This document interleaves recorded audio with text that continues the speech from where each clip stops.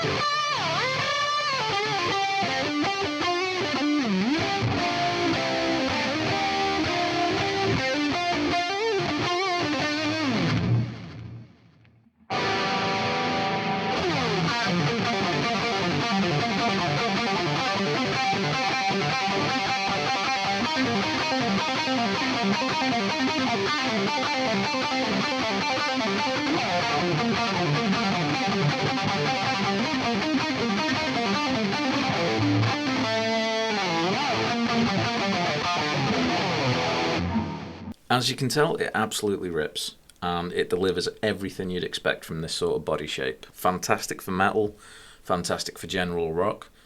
You could probably even use it for jazz if you wanted. So I'll leave it there for today. Have any of you had a chance to play one of these? Because if not, you should try and find one, because there's not many out there anymore, and it's such an absolute joy to play. My album of the week this week is the New Gothic LP by Ordinary Psycho. If you can find a copy of this, it will change your life. They're one of those completely underrated bands that slipped under the radar in the late 90s and just disappeared without a trace, but they left us with 2 fantastic albums. They've got a couple of tracks on Spotify, but the best ones are on the album itself. So as usual, thanks for watching. I'll see you in the next one.